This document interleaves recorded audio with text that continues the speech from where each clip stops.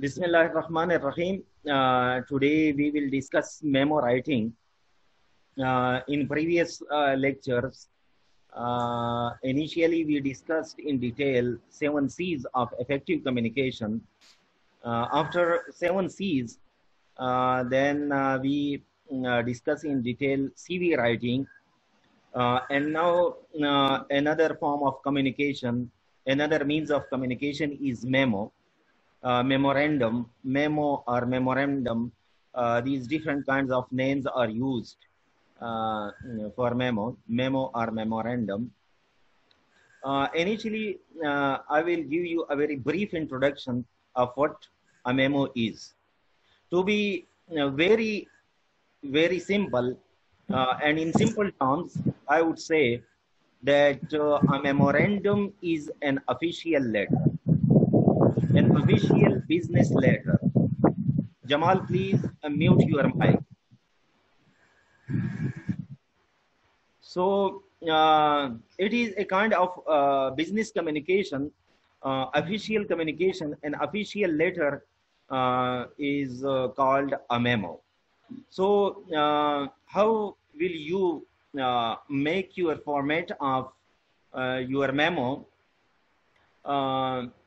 Then what will be your tone, what will be your style in your memo. So before discussing in detail these points about memorandum, first I may remind you that you must take into consideration all the 7 C's which we have earlier discussed. And in this way it will be very easy for you people to write an effective, a great, a perfect memo. So first let me share my screen with you people. Here I have prepared a presentation for you on memo writing. Here it is, memo writing. And this is for BS Political Science semester 2 and BS Economics semester 2. So here we go, we start.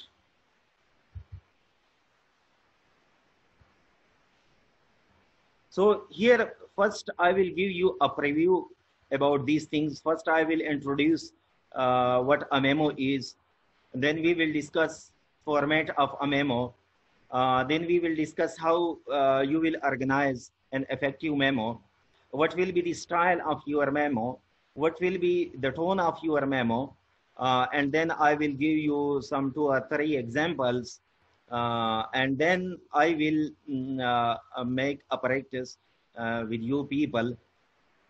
So this last point I think will be discussed tomorrow, because we may not be able to cover all these topics in today's lecture. So therefore, in today's lecture, we will discuss format of the memo, organization of the memo, style of the memo, tone, and some examples. So first, we continue with our introduction of what a memo is. The memo or memorandum is an internal form of written communication used within an organization. ये किसी organization के अंदर communication के लिए जो written communication होता है उसका नाम है memo. Memo is an internal form of written communication. ये written communication का एक तरीका होता है जो कि किसी ऑर्गेनाइजेशन के अंदर यूज होता है, इस्तेमाल होता है. अब ये ऑर्गेनाइजेशन को अगर हम ये मिसाल ले ले, मिसाल के तौर पे कि ये हमारे जो कॉलेजेस हैं ये एक ऑर्गेनाइजेशन है, हायर एजुकेशन, ये हायर एजुकेशन की एक ऑर्गेनाइजेशन है. तो यहाँ पर जो रिटन कम्युनिकेशन यूज होता है, अब देखिए, let me first give you a very brief introduction of our higher education. देखिए, आप लोग कॉलेजेस में इनरोल हैं, कॉलेजेस में आप लोग पढ़ते हैं. अब इस कॉलेज में आप लोगों के अपने टीचर्स होते हैं, और टीचर्स का या कॉलेज का जो सरबराह होता है, जो हेड होता है, वो प्रिंसिपल होता है. फिर इसके बाद ये सारे जितने भी कॉलेजेस होते हैं, इसके लिए अभी उन्होंने हमारे खैबर पख्तूनख्वा की कॉलेजेस ने एक मैकेनिज्म डेवलप किया हुआ है कि जीएमसी, जॉइंट मैनेजमेंट काउंसिल, जिसके लिए नाम इस्तेमाल होता है, यूज होता है, यानी किसी डिस्ट्रिक्ट के लेवल पे या बाज़ जगहों पे ऐसा भी है कि एक दो डिस्ट्रिक्ट को मिलाकर उसका एक जीएमसी बनाया जाता है, जॉइंट मैनेजमेंट काउंसिल। तो उसका जो प्रिंसिपल होता है, जो अमूमन पोस्ट ग्रेजुएट कॉलेजेस के प्रिंसिपल होते हैं, वो फिर जॉइंट मैनेजमेंट काउंसिल का कोऑर्डिनेटर होता है। फिर इसके बाद हमारा पेशावर में जो हमारा डायरेक्टरेट है, उसमें डायरेक्टरेट में जो हमारा सरबराह होता है, जो हमारा हेड होता है, वो डायरेक्टर हायर एजुकेशन होता है। और डायरेक्टर के साथ साथ या डायरेक्टरेट के साथ साथ पेशावर में हमारा सेक्रेटरीट भी है, जिसमें जो सरबराह होता है वो हमारा सेक्रेटरी हायर एजुकेशन होता है। फिर ये सेक्रेटरी हायर एजुकेशन के अंडर यूनिवर्सिटीज भी आते हैं और हमारे कॉलेजेस भी आते हैं। अब देखिए, ये यहाँ पर ये सारी चीज़ें या इस ऑर्गेनाइजेशन को बयान करने का मेरा मकसद ये था कि अगर प्रिंसिपल, देखिए ये सारा प्रिंसिपल से लेकर डायरेक्टर के लेवल तक या सेक्रेटरी हायर एजुकेशन के लेवल तक, ये सारे एक ही ऑर्गेनाइजेशन से ताल्लुक रखते हैं।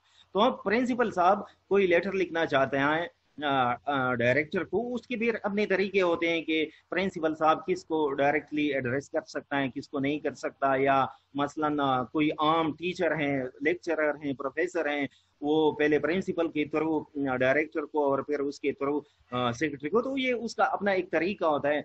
लेकिन कहने का मकसद ये है कि इसी ऑर्गेनाइजेशन के अंदर जो रिटन कम्युनिकेशन होता है, इस रिटन कम्युनिकेशन के लिए सिंपली जो नेम यूज होता है, जो अल्फाज यूज होते हैं, जो इस्तेमाल होते हैं, उसका नाम है memo.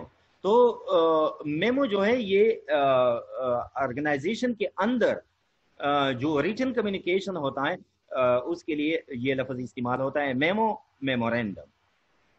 It can take numerous forms.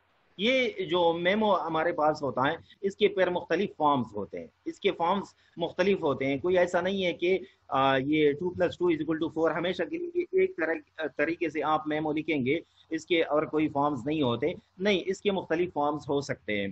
तो it can take many forms, मतलब कि आप जिस तरीके से वो मुख्तलिफ किस्म के लेटर्स होते हैं, अगर आप अपने दोस्त को लिख रहे होते हैं, दोस्त को अगर आप उसकी किसी खुशी पर मुबारकबाद देने के लिए कोई लेटर लिखते हैं तो और किस्म का होता है। और अगर खुदा न खास्ता उसकी फैमिली में कोई डेथ, उसका वालिद फौत हो गया हो या कोई मतलब इस किस्म का कोई हादसा हो गया हो, तो आप जब उनसे ताज़ियत करते तो और किस्म का होता है। फिर इस तरीके से, यानी मतलब जिस तरीके से मुख्तलिफ किस्म के लेटर फॉर्म्स होते हैं, तो इस तरीके से आपके मकसद को अपने मकसद को सामने रखते हुए आपके मेमो की मुख्तलिफ फॉर्म्स हो सकते हैं।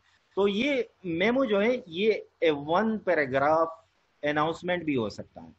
अनाउंसमेंट मसलन कॉलेज ने कोई फैसला किया या डायरेक्टरेट ने या हमारे सेक्रेटरीट ने कोई फैसला किया कि अब कॉलेज इस तारीख से खुलने हैं या मतलब है कि उसको बंद करने हैं वगैरह, इस तरीके से। तो ये एक पैराग्राफ की अनाउंसमेंट, कोई ऐलान वगैरह हो सकता है, या मल्टी पेज रिपोर्ट भी हो सकता है, यानी बहुत सारे पेजेस का कोई एक रिपोर्ट वगैरह आया हो तो वो भी दे सकते हैं। अब यहाँ पर ये तो मैं लैपटॉप से आप लोगों को ये प्रेजेंट कर रहा हूँ, तो मेरे साथ मोबाइल में व्हाट्सएप ग्रुप में है वो।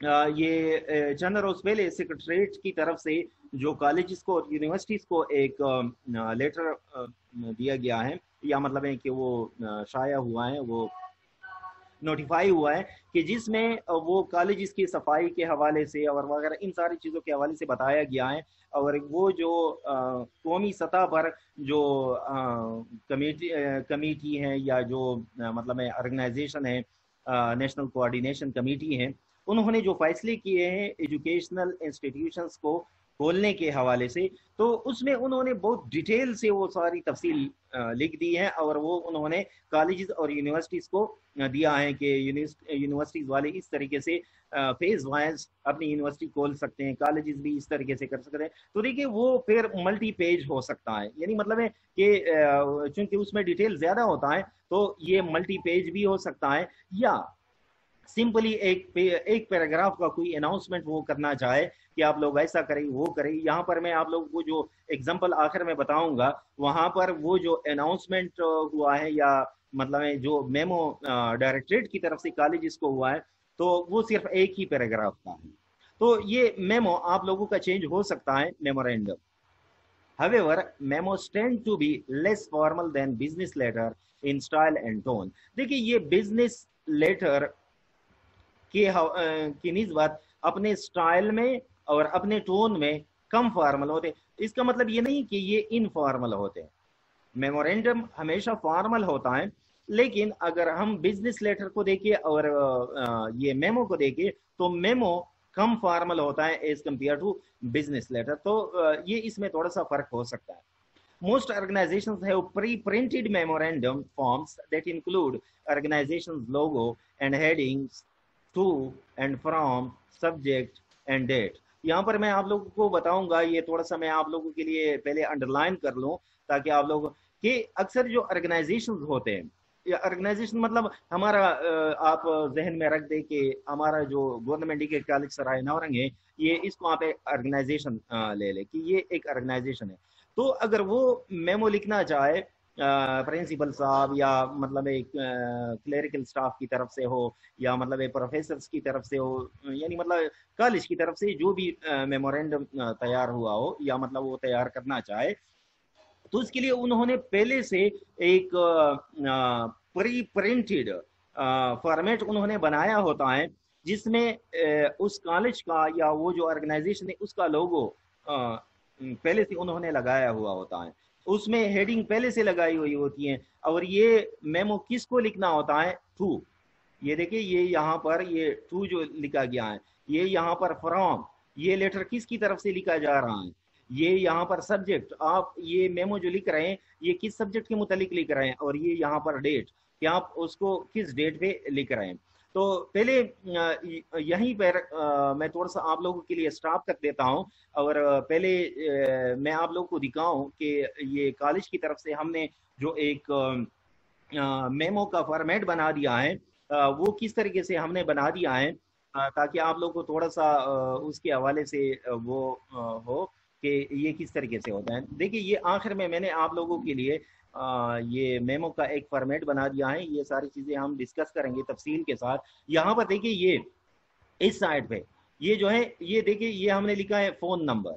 तो फोन नंबर का मतलब अगर कोई हमारे साथ कांटेक्ट करना चाहे कॉलेज के साथ, तो उनके उनके लिए पहले से हमने फोन नंबर लिख दिया है। इस तरीके से बात नहीं है कि अगर हम बार बार कोई लेटर वगैरह लिख रहे हो तो हम बार बार उसमें फोन नंबर लिखे, चूंकि कॉलेज का फोन नंबर हमेशा के लिए ये मुस्तकिल रहता है। तो देखिए यहाँ पर हमने उनके लिए ये फोन नंबर पहले से लिख दिया है।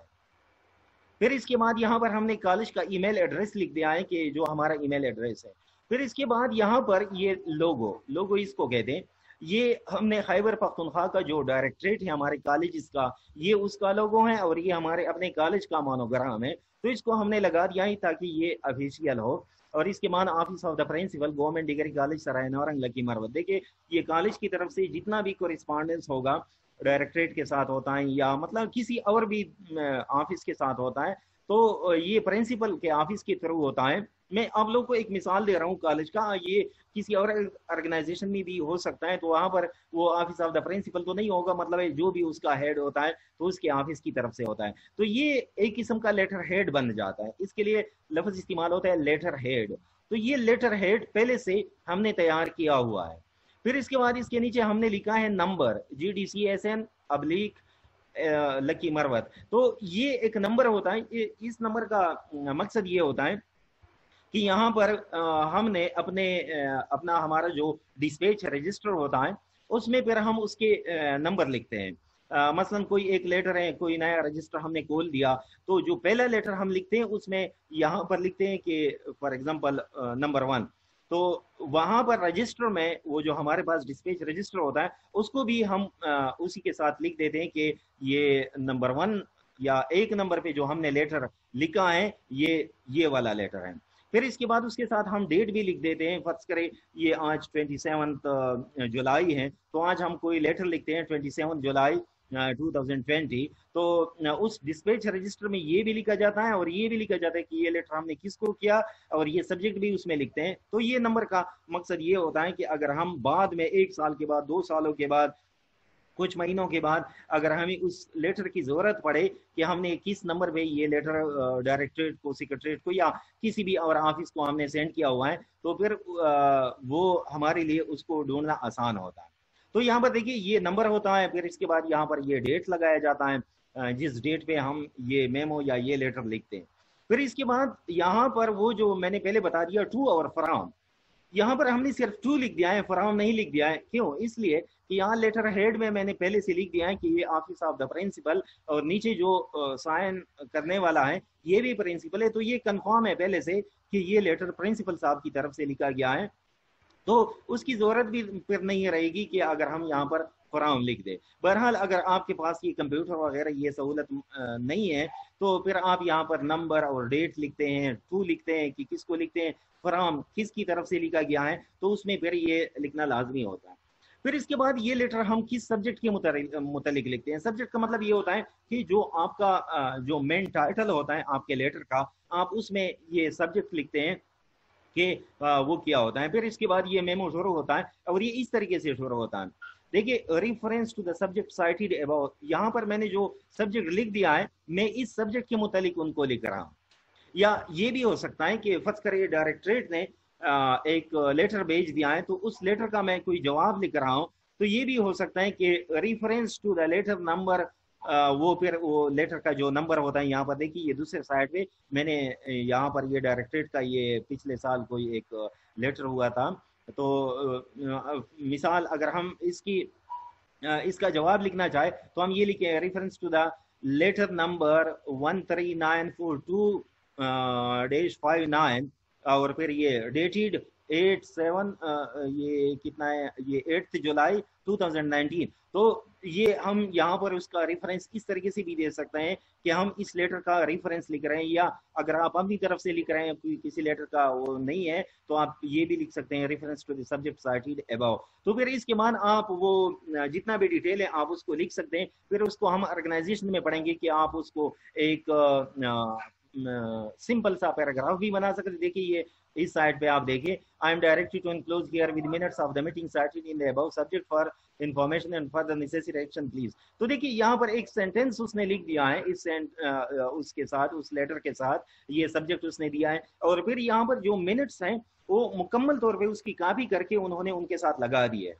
तो ये आपका लेटर ये एक सेंटेंस या एक पैराग्राफ का भी हो सकता है, लेकिन अगर आप मुकम्मल डिटेल देना चाहें कि आपका मसला क्या है और आपके साथ क्या हुआ है, क्या नहीं हुआ है, वगैरह वगैरह, जो कुछ भी आप करना चाहते हैं, आप कोई इजाजत लेना चाहते हैं, क्या करना चाहते हैं, तो वो सारी चीजें आप यहाँ पर लिख सकते हैं। एक पैराग्राफ में भी हो सकता है या 3 पैराग्राफ में भी हो सकता है कि पहले पैराग्राफ में आप उसको इंट्रोड्यूस करें, फिर दूसरे पैराग्राफ में आप बॉडी में आप उसको डिटेल से बयान करें, और आखिर में फिर आप उसका कंक्लूजन दें। तो ये आपका जो बॉडी ऑफ द मेमो है ये आपका वेरी हो सकता है, यानी मुख्तलिफ हो सकता है। फिर इसके बाद इसी मेमो को साइन करना पड़ता है। तो ये मिसाल के तौर पे अगर ये ऑफिस ऑफ द प्रिंसिपल की तरफ से हो रहा है तो प्रिंसिपल ने उसको साइन करना होता है।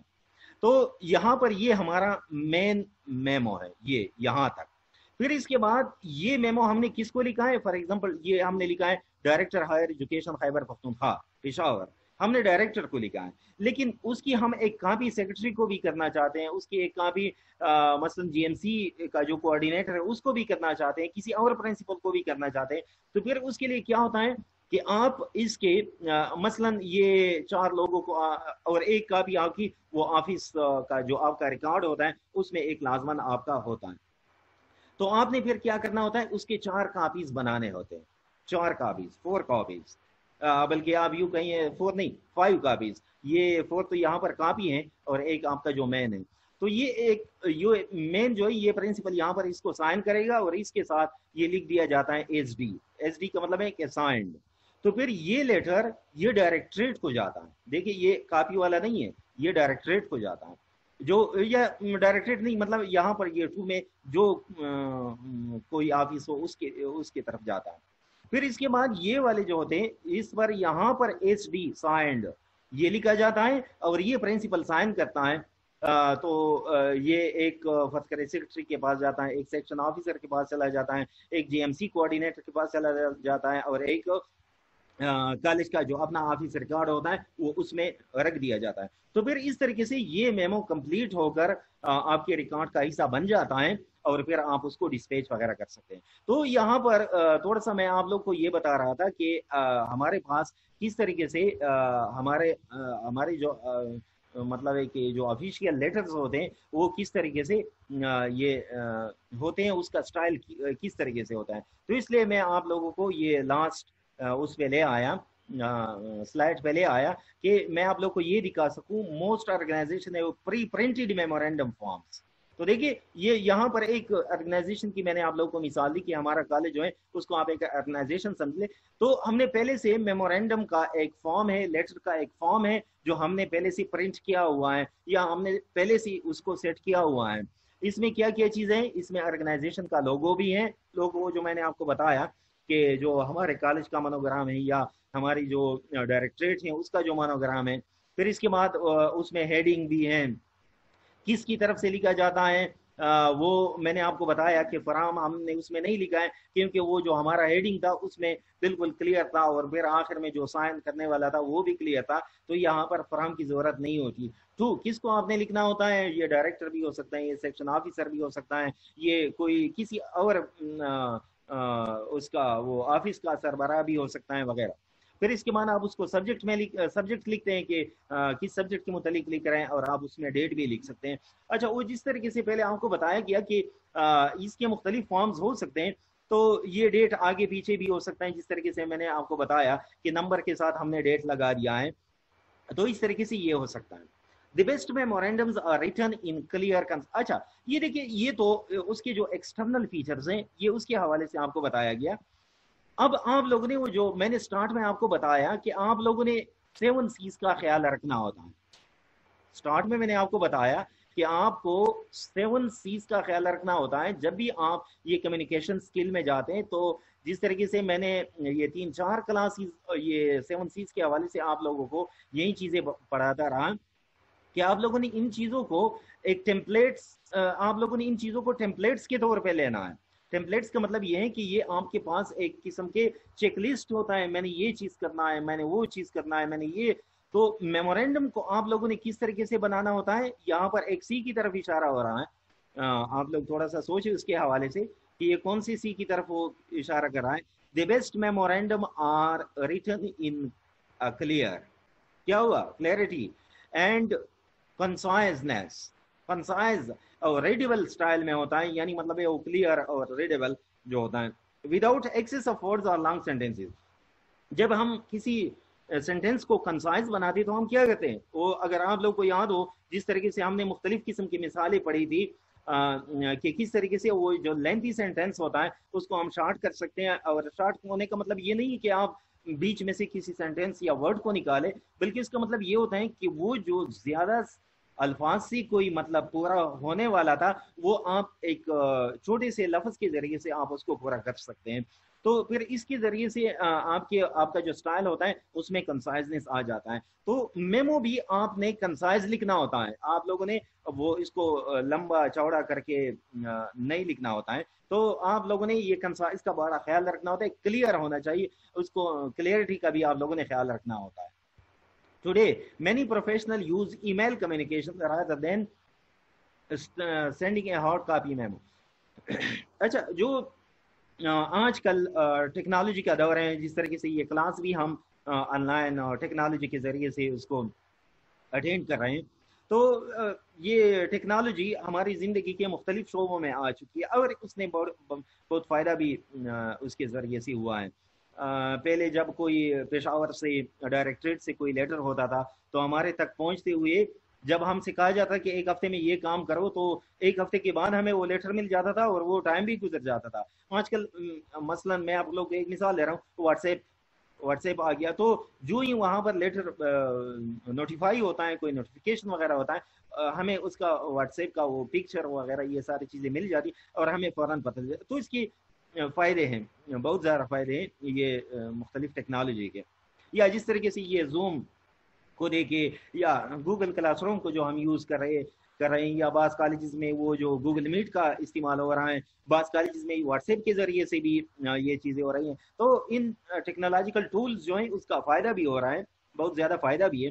तो क्या हो रहा है कि बजाय इसके कि वो पुराने जमाने की तरह वो टाइपराइटर पर कोई लेटर लिख कर किसी को डाकखाने के जरिए से, पोस्ट ऑफिस के जरिए से भेज दिया जाए, तो आज आसान तरीका ये बन गया है कि वो जो ईमेल होता है, ईमेल के जरिए से ईमेल कम्युनिकेशन, तो ईमेल कम्युनिकेशन भी हमारा एक किस्म का मेमो होता है। जब फर्ज करें प्रिंसिपल की तरफ से डायरेक्टरेट का जो ईमेल एड्रेस होता है उस पर वो कोई लेटर या कोई रिक्वेस्ट या कोई इंफॉर्मेशन उसने देना होता है, तो वो आसान तरीका होता है, यहाँ पर टाइप किया जाता है और बगैर कोई टाइम जाया किए हुए चंद ही सेकंड्स में वहां पर पहुंच जाता है, वहां पर रिसीव हो जाता है। तो ये आजकल वो जो हार्ड फॉर्म में, हार्ड फॉर्म मतलब कागज के जरिए से जो लिखा गया हो, जो प्रिंट किया गया हो, उस मेमो की जगह ये ईमेल कम्युनिकेशन का इस्तेमाल हो रहा है। या वो जो मैंने आप लोग को व्हाट्सएप की मिसाल दे दी कि आप लोग के अक्सर ऑफिस में इस तरीके से भी होता है कि कोई लेटर या कोई मेमो वगैरह तैयार किया जाता है, उसका पिक्चर निकाल, उसकी प्रिंट के बाद उसका पिक्चर निकाल कर फिर उसको व्हाट्सएप के जरिए से भेज दिया जाता है। तो ये मुख्तलिफ तरीके हैं टेक्नोलॉजिकल टूल्स के जरिए से जो हम अपने तरीके से अपने लिए इसको आसान बना सकते हैं। तो ये हार्ड कॉपी मेमो की बजाय की जगह आजकल ईमेल कम्युनिकेशन मेमो के मुतबादिल के तौर पे इस्तेमाल हो रहा है। लेकिन जो मोस्ट इंपॉर्टेंट इंटरनल डॉक्यूमेंट्स होते हैं उसके लिए आज भी वही वो जो प्रिंट में और वो जो पोस्ट ऑफिस के जरिए से वो इस्तेमाल होता है, वो आज भी वो यूज होता है, वो इस्तेमाल होता है, क्योंकि फिर उसमें ये सिक्रेसी वगैरह इन चीज़ों का मसला होता है, तो फिर उसको इस तरीके से भेज दिया जाता है। और यहाँ पर ईमेल के बारे में बताया गया जिस तरह मैंने आप लोगों को बताया, in fact an email message is actually a type of memo. यहाँ पर ये चीज इंपॉर्टेंट है कि आजकल अगर आप लोग देखें, आप लोग ने बहुत कम ये मेमो के अल्फाज वगैरह ये सारी चीजें आप लोगों ने सुने होंगे। वो क्यों? वो इसलिए कि आजकल ये ईमेल मैसेजेस जो हैं वो मेमो की जगह ले चुके हैं। यानी आजकल ये जो इलेक्ट्रॉनिक मेल है, ईमेल का मतलब इलेक्ट्रॉनिक मेल, तो ये मेमो के मुतबादिल के तौर पे इस्तेमाल होता है, टाइम भी उसकी बचत होती है, यानी मतलब टाइम ज़ाया नहीं होता। और इसके साथ और इसके अलावा वो आपको वो बहुत जल्द वो रिप्लाई भी आपको मिल जाती है कि उसको ये आपका मैसेज रिसीव हुआ है या नहीं हुआ है। तो ये थोड़ा सा हमारे पास ये उसमें मेमो के इंट्रोडक्शन के हवाले से था। अब इस इंट्रोडक्शन के बाद हम इसके फॉर्मेट को पढ़ेंगे कि उसका फॉर्मेट हमारे पास किस तरीके से हो सकता है।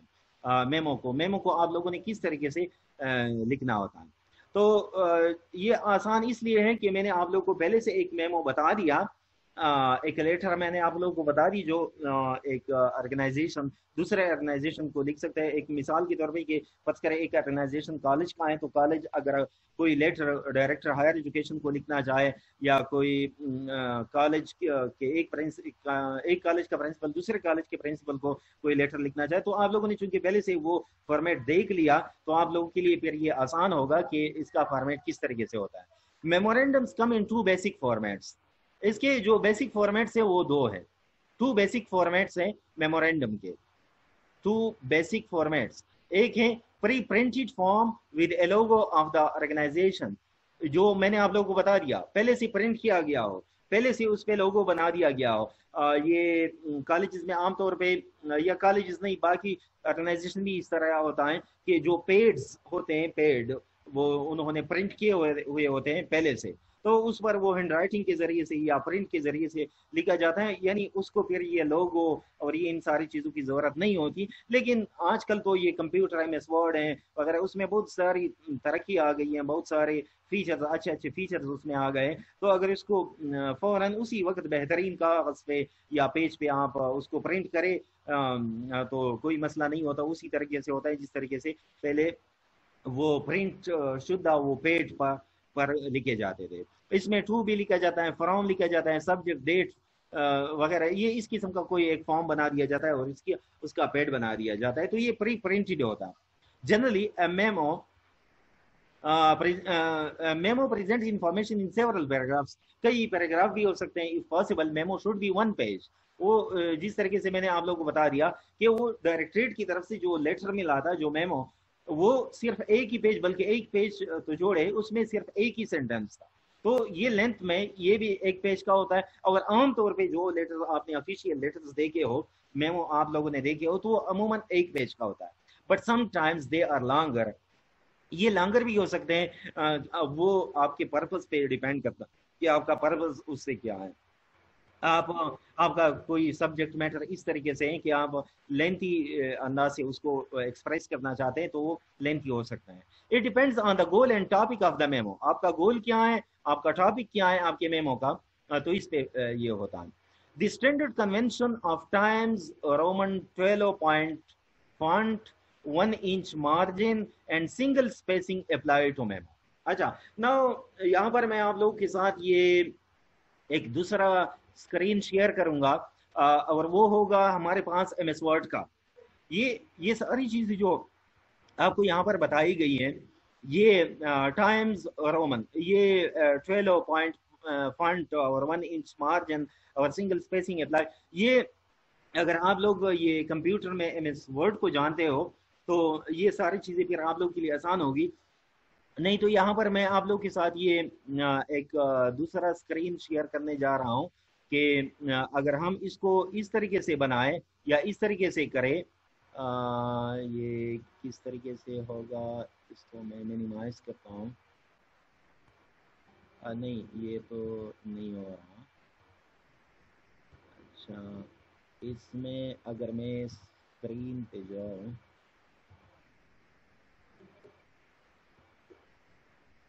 तो ये मिनिमाइज क्यों नहीं हो रहा।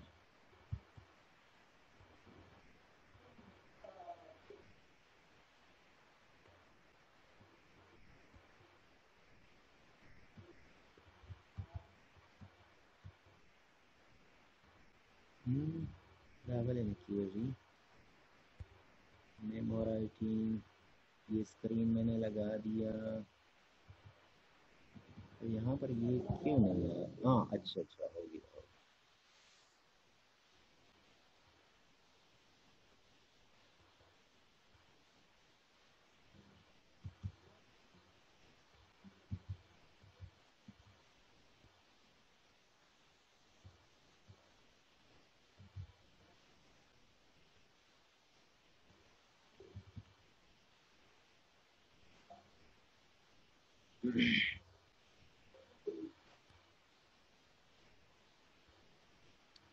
अच्छा, यहाँ पर आप लोग देखें, ये आप लोग के सामने जो है ये मैंने वही वो मेमो जो मैंने आप लोगों को दिखा दिया, ये हमने एमएस वर्ड में से फॉर एग्जांपल हमने उसको तैयार किया हुआ है। अब इसमें क्या है, इसमें यहाँ पर देखिए ये इस साइड पे आते हैं।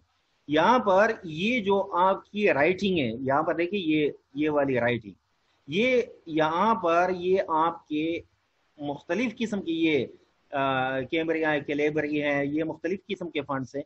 तो अगर आप इन फंड्स में नीचे जाए, तो इसमें टाइम्स न्यू रोमन, ये देखिए यहाँ पर ये वाले टाइम्स न्यू रोमन, तो ये चीज आपको बता रहा है कि आपने जो यहाँ पर उसके फंड्स यूज करने, वो टाइम्स न्यू रोमन यूज करने होते हैं।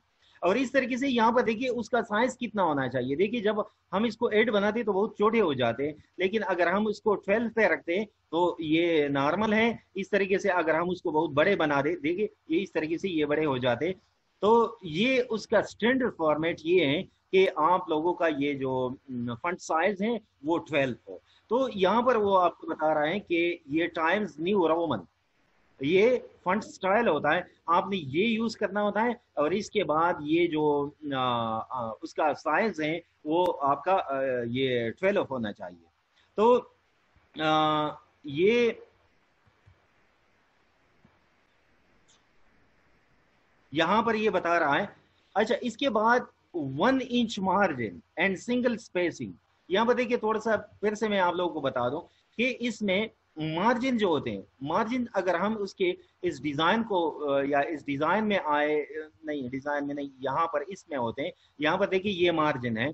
तो मार्जिन में ये जो नॉर्मल आते अमूमन ये बस ठीक होते हैं, अगर आप उसको इसी तरह से रहने दे तो फिर वो ठीक होते हैं। नहीं अगर इसमें कोई मसला हो, ये नैरो हो, मॉडरेट हो, वाइड हो, तो आप मतलब उसको चेंज कर सकते हैं। तो इसका ये जो मार्जिन है, मार्जिन इस तरीके से हो। फिर इसके बाद उन्होंने लाइन स्पेसिंग का कह दिया है।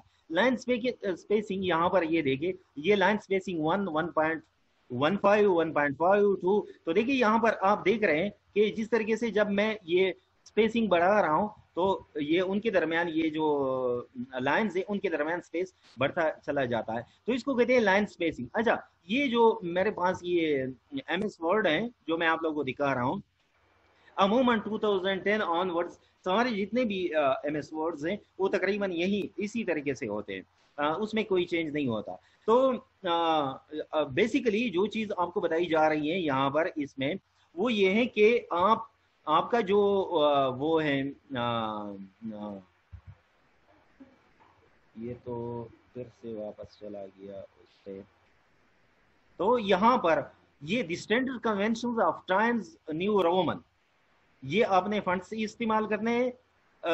उसका साइज 12 होना चाहिए, उसके मार्जिन 1 इंच हो और सिंगल स्पेसिंग अप्लाई होनी चाहिए। कि वो जो मैं आप लोग को वो स्पेस के ऑप्शन बता रहा था कि 1 भी हो सकता है, 2 भी हो सकता है, 1.5 भी हो सकते हैं वगैरह मुख्तलिफ किस्म के।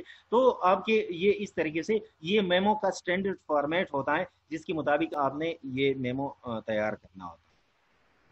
फिर इसके बाद ऑर्गेनाइजेशन भी उसकी वो आसान है, ईजी है। Most memos can be developed in 3 sections. Opening होता है, बॉडी और conclusion. As in the business letter, the first paragraph orients the reader to the purpose of memo and the main idea of the writer. The paragraph in the body add details supporting information to the main idea. The final paragraph presents a conclusion that often includes a restatement of the main idea, especially if the memo is lengthy or contains complicated information. तो ये चीज आपको बताई गई है कि आपने organisation किस तरीके से करना है, वो तो आपने अपने मेमो को देखना होता है कि अगर वो स्मॉल है, छोटा है, आपका पर्पस इतना वो नहीं है, तो आप उसको एक पैराग्राफ में भी कर सकते हैं, और ये इस तरीके से आप उसको 3 पैराग्राफ में भी उसको लेके जा सकते हैं। अच्छा, ऑर्गेनाइजेशन के बाद फिर इसके बाद हमारे पास स्टाइल और टोन आता है, but I think we are running out of time, so